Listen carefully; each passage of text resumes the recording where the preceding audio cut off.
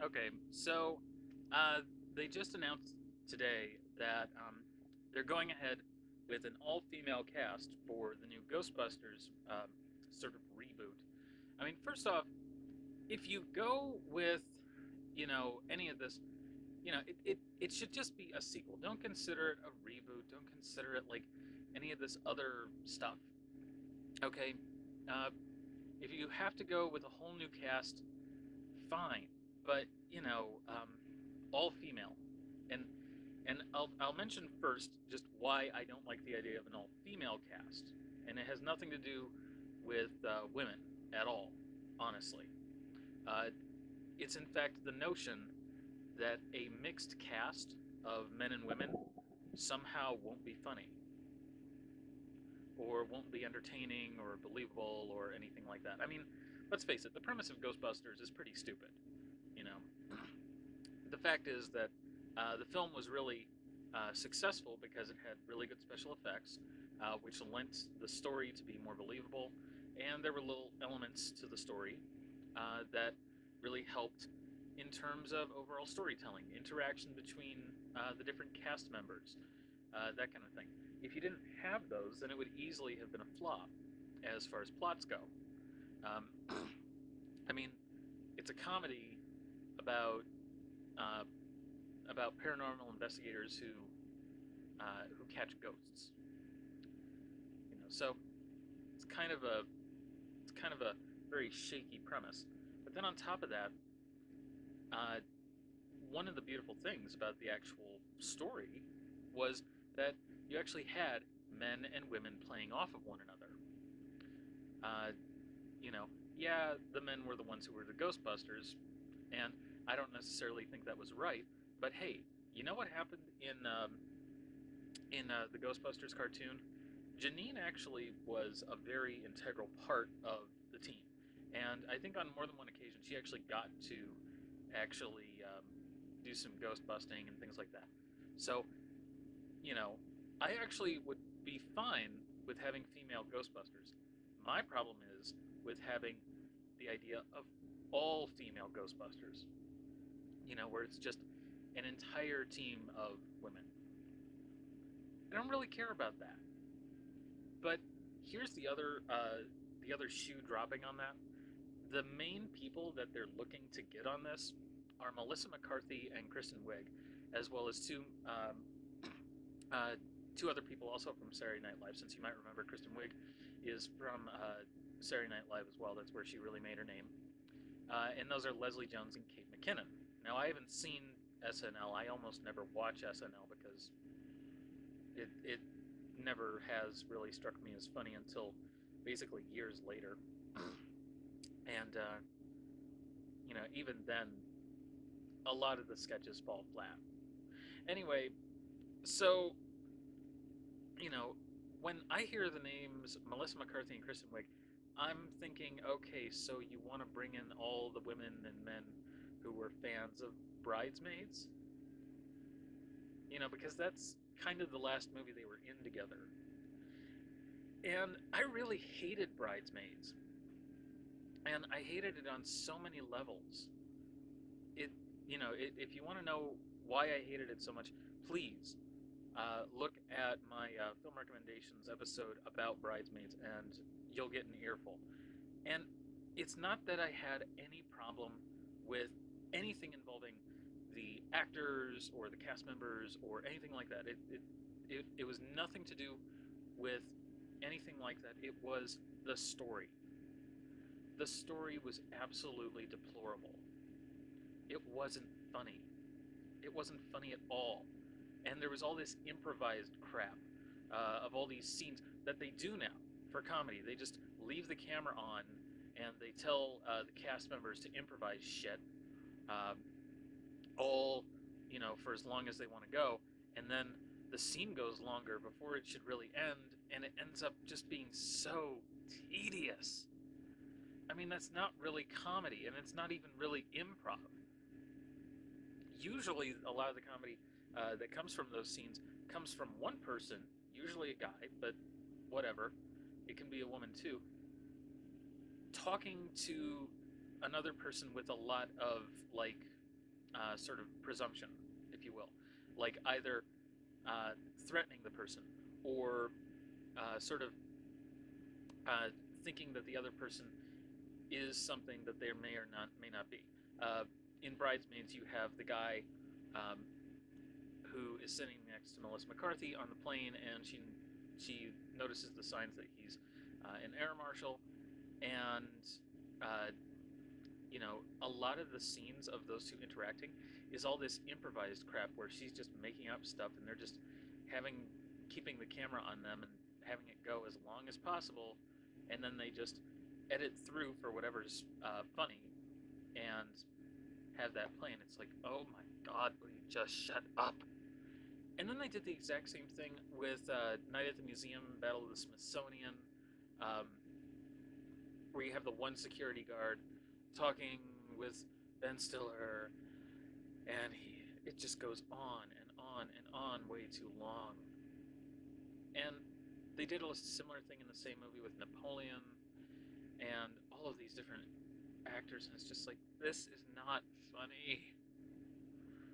And then they had a similar thing happen uh, in Men in Black 3, where the one guy who plays Custer in Night at the Smithsonian, Night at the Museum Battle of the Smithsonian, plays Andy Warhol, and it's just like, okay, and he just goes on and on and on playing these stupid bits, saying this random crap, and it's like extending the scene awkwardly while the two main characters just sit there. It's not funny, okay?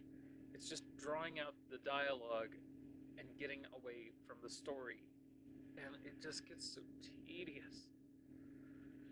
Anyway, so I'm thinking that that yes, given it's a different it's a different time from when we had the Ghostbusters movie come out in the first place, but that doesn't mean that you have to get away from scripted comedy and have to get back into this improvised stuff, because that's what's trending now. And having all female protagonists, is trending right now. It's been trending for a couple of years. Part of my problem is that it's okay to have two characters interacting, male and female, where they aren't sexually involved. Good example. Okay, you watch Tangled, right? They're interacting.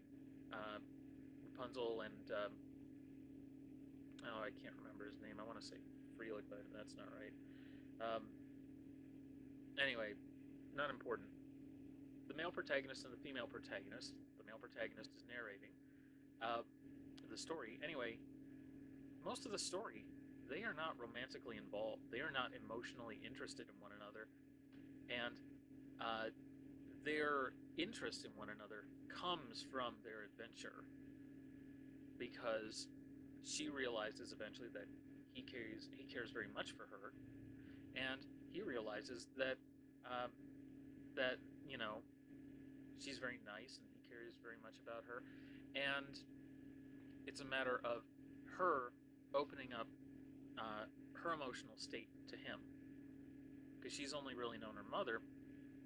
Is she going to let Flynn?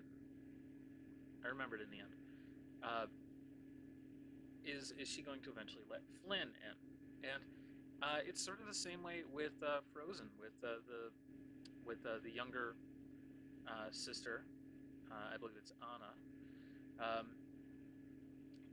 They have this adventure. They're basically the same kind of story, really, because these young women have been cloistered off their whole lives, and they meet these young men. And anyway, point being that they have them for much of the story playing off of one another as people. They write the scenes with two people interacting, not with them immediately having interest in one another because one's male and one's female. First off, that's heteronormative.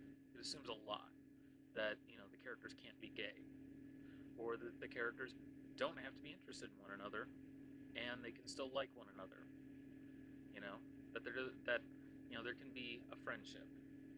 And really, I I think that that's made a huge difference.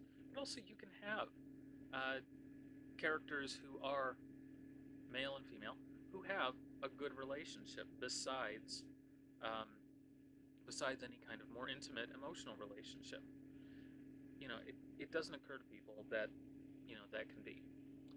So that's kind of what bothers me about the idea of an all-female group of protagonists. I didn't really care for the fact that, um, I don't care for the fact that the Ghostbusters in the first two films are, all male. But that the way that they work out the story, that's really just how it works out.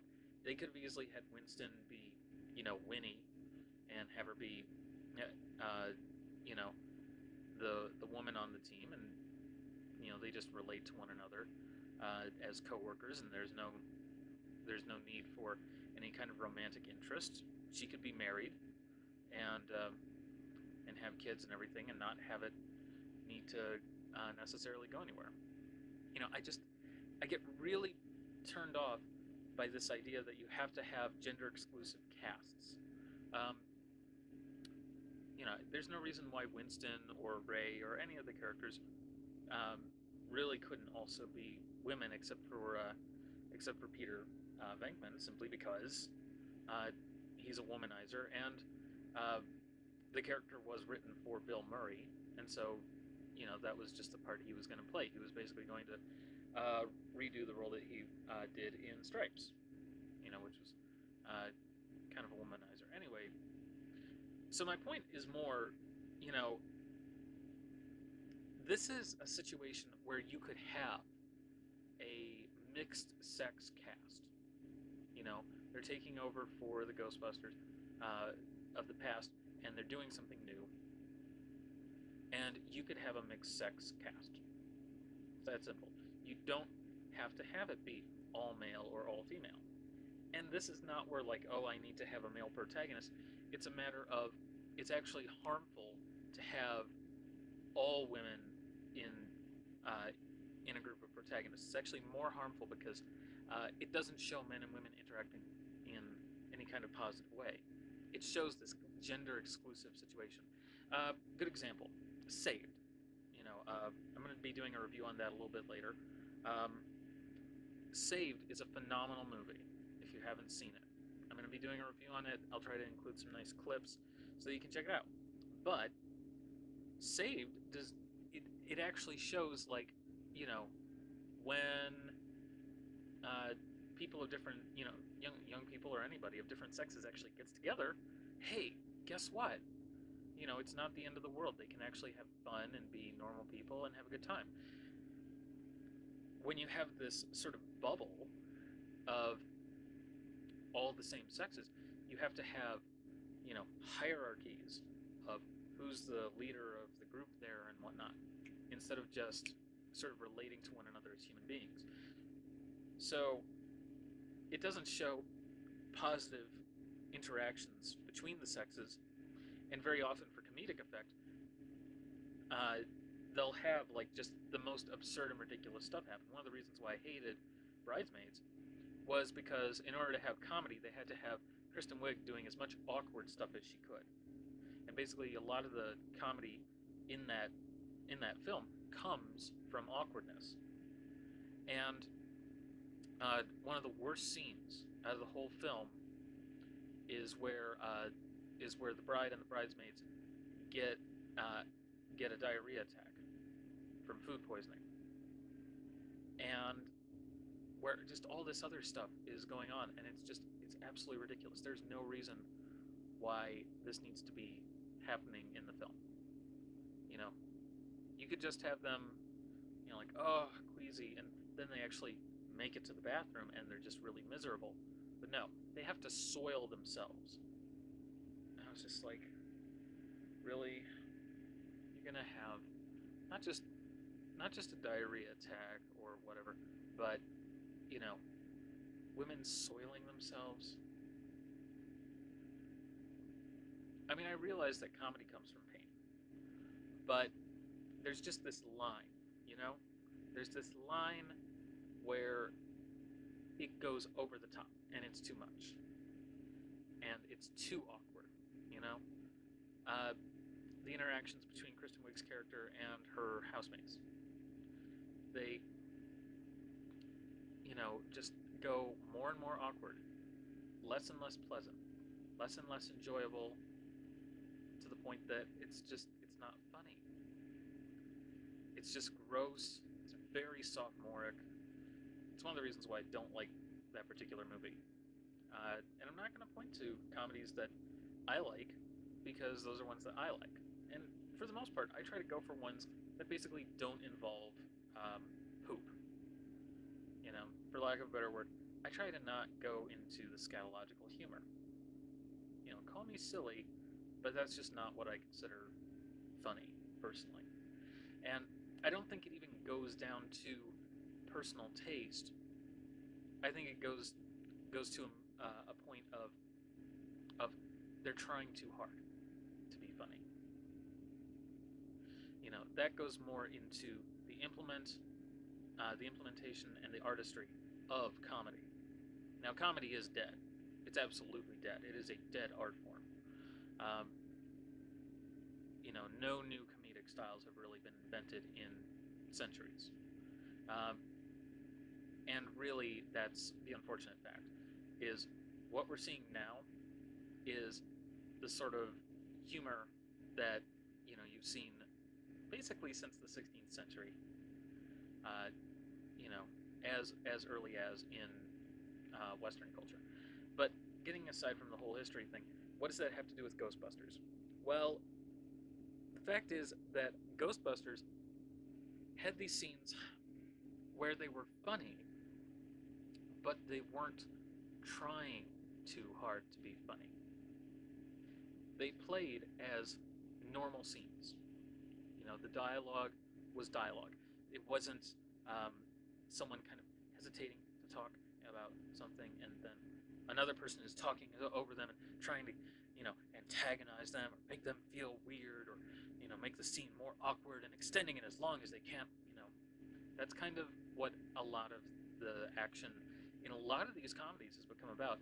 And it gets absolutely infuriating trying to watch it.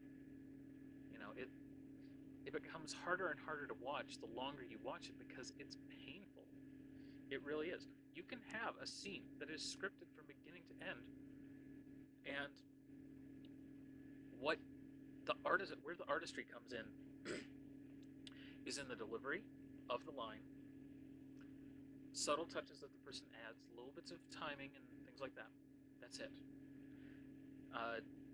There are layers to it, but it does not have to extend on and be drawn out and go over the top and stop being funny and then start being funny again. Because you know what that is? It's called a running gag. Only this isn't even a running gag, because a running gag goes away and then comes back. And it goes away for a while and then it's back.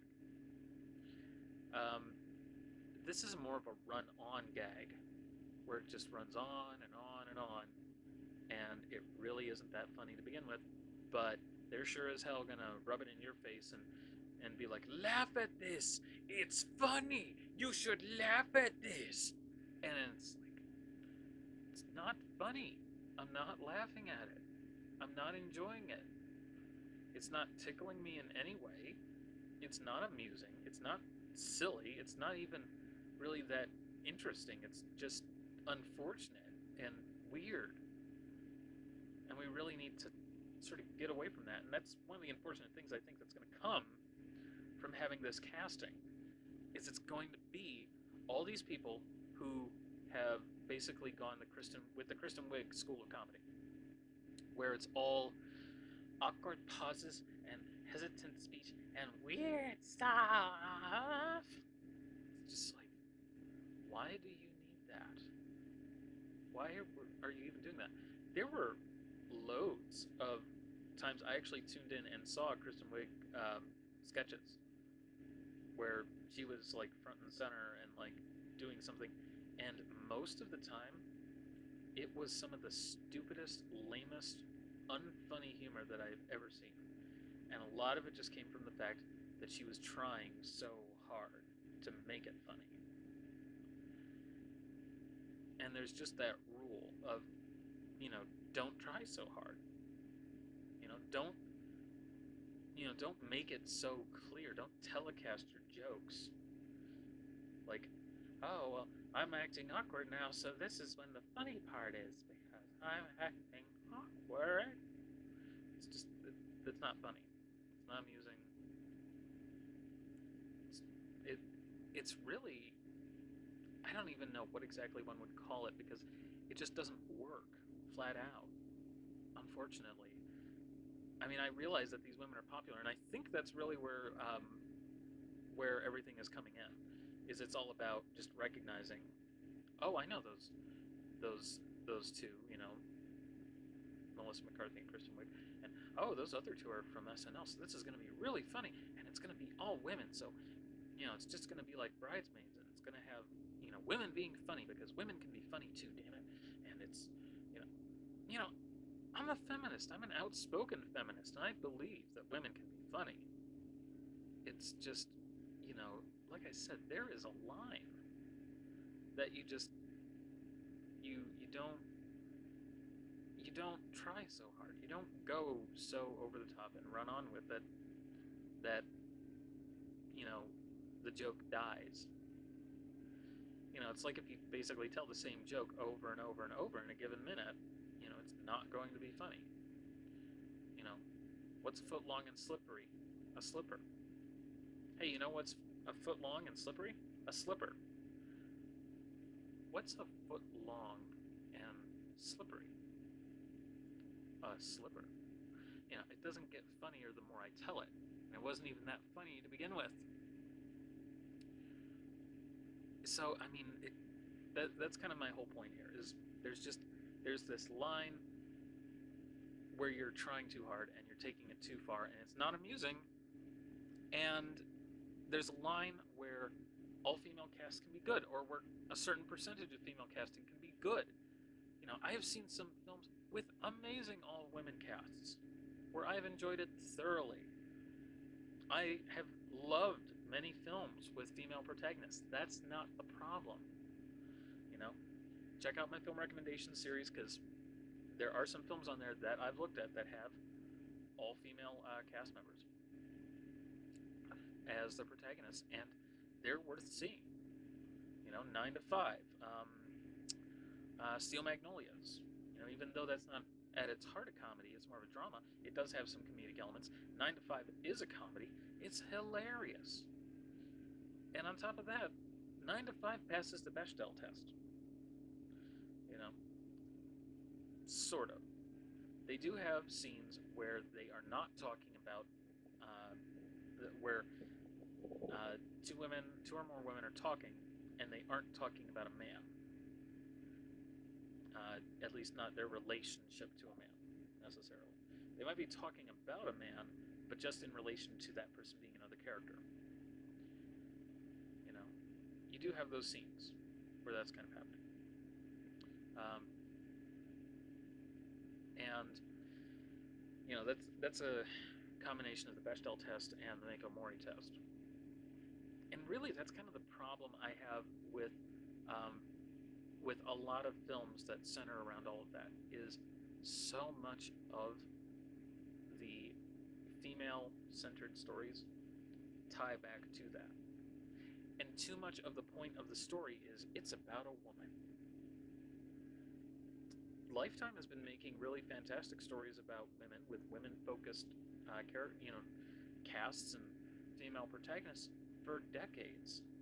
And I've watched a good number of their movies, and they're really good. It's a little bit ridiculous to say, oh, you just don't appreciate it because it has women in a central role. I do appreciate movies with women in a central role. In fact, I look for movies with women in central roles. Let's not pretend for a moment like that's even a remote issue. This particular casting move is trying too hard. This sounds like a studio executive over at Sony said, oh, well, long as we haven't got all the guys back, let's just make it an all-female cast, because that's the hot ticket right now. And you know what else? You know, we got Melissa McCarthy on board. Let's just make her the lead. And while we're at, let's get Kristen Wiig on board, and let's just make it all women. Everyone in the show is a woman, and they'll be funny because they're like the top comedians, and we'll get the women in with the audience, and along with all the Ghostbusters fans. It is so just trying to play the audience and trying to give people something that they think is going to be new and interesting, but it's not. It's not going to be interesting at all. And that's just kind of my final thought on it, is they've kind of killed it. They've sabotaged it and submarined it, and it's not going to be as funny. It's not going to have the same style of comedy. It's going to be just another, oh, here's a person acting awkward kind of series of vignettes. Here's another series of scenes where a person will have a chance to act awkward and extend the joke out and retell the joke 100 times, and it won't be any funnier every time that they tell it. It'll just be weird and stupid, and it'll fall flat. It'll be a lame duck kind of joke, you know. What's a foot long and slippery? A slipper.